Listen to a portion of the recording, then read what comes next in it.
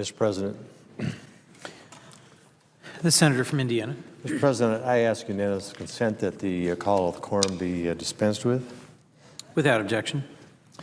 Mr. President, we all heard the President speak to a joint session of Congress last week about his proposal to bring forward a jobs bill that was released this morning, and the President indicated that he wanted to take his case to the people.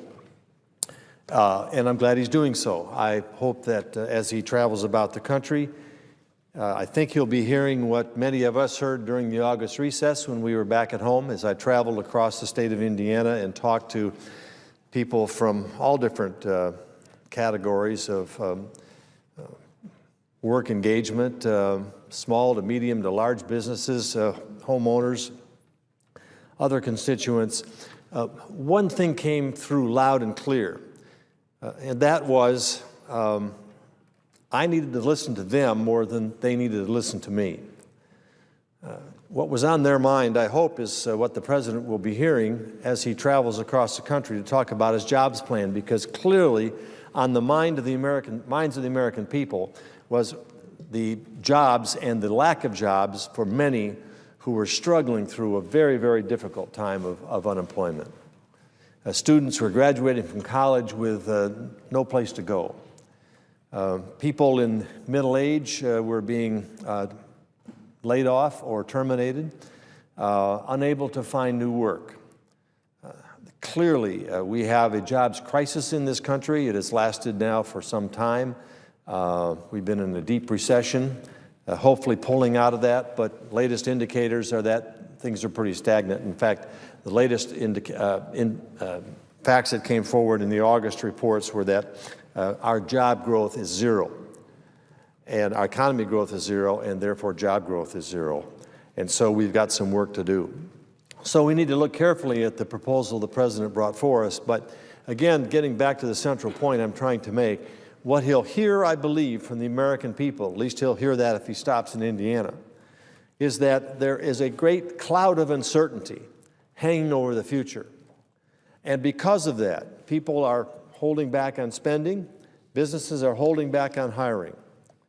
And there certainly is not the confidence, and we've seen that confidence indicator drop and drop and drop, confidence in the future that we have our act together, that we're pulling out of this recession, that we can look forward to a brighter tomorrow because our economy will be growing and we'll be adding more people. That uncertainty results from a number of factors. Clearly, we have been in a downturn and we're trying to climb out of that. But clearly also there is uncertainty about what policies will be coming out of Washington that will affect the job creators, will affect consumers, and will affect others as they contemplate decisions regarding how to go forward, whether it's spending or whether it's producing. One of those key indicators is the uncertainty over what the tax code will bring regarding the taxing of profits or income or revenue that comes into America's companies. And I'd like to highlight one of those because it's important to the state of Indiana, but I think it also makes the larger point. There are industries that can be very much an essential part of our future, that can and are providing for essential employment at higher than average wages, at a good skill level, that holds a lot of potential for our exporting successfully overseas as well as providing necessary product here at home. And one of those industries is centrally located in Indiana. In fact, one of our top industries, and particularly an industry with significant growth over the last decade or so or more, and that's the medical device industry. And yet the medical device industry, because of its success, was targeted during the formation of the health care plan that was proposed by the President and passed by this Congress in the last session. That bill imposed a tax increase on the medical device industry, even though they did not have a direct relationship to what was trying to be accomplished in the Obamacare medical plan. Here's an industry that is a world leader, where the United States is a world leader in industry that brings in substantial revenue, has seen a significant increase in growth, and holds great potential for the future. And yet, because there was a looking for pay-fors for the health care plan, the administration looked at an industry and basically said, well, we can draw some taxes and provide some revenues. Their proposal was to achieve $40 billion over a period of time, all of which would go to help pay for the health care plan. Now, that was reduced through an amendment or through negotiations to $20 billion. Nevertheless, it should have never been put on the plate in the first place. It was there for a revenue raiser and didn't have anything to do with the particular plan that was trying to provide revenues to implement the health care plan. Now, in Indiana, we are one of the world's leaders in the development of medical technologies. It enhances and saves the lives of Hoosiers and patients around the world. We have more than 300 FDA-registered medical device manufacturers employing 20,000 Indiana Hoosiers directly and another 28,000 indirectly. There are more than 400,000 workers employed nationwide by this industry. These are jobs that pay, on average, 41% higher wages than the state wage rate in Indiana. Medical device manufacturing has been a thriving industry. It is critical to our state economy and many states' economies, and I might just list some of those. States such as California, Florida, Illinois, Massachusetts, Minnesota, New Jersey, New York, Ohio, Pennsylvania, Texas, Wisconsin, and including my state of Indiana, could suffer more job losses if this tax is allowed to go into effect. In fact, a study that has come out, produced by the Advanced Medical Technology Association, analyzed the potential effect of the law's device tax on employment in the medical device industry. And I quote from that report, "Under reasonable assumptions, the tax could result in job losses in excess of 43,000 workers and employment compensation losses in excess of $3.5 billion. That would be a devastating blow to the industry and, of course, to many, many local economies. Beyond that, I have met with these device manufacturers on numerous occasions. And essentially, what they have said to me is, we like working here in Indiana. We like the productivity that we're getting. But if we continue to be taxed and regulated to the point where we are no longer competitive in selling our product worldwide, we're going to have to take a serious look at moving our production overseas. They said, we don't want to do this. We want to stay here. But we need to be competitive, because you have to understand that a lot of our revenue comes from exporting overseas. And of course, this is what we want to encourage.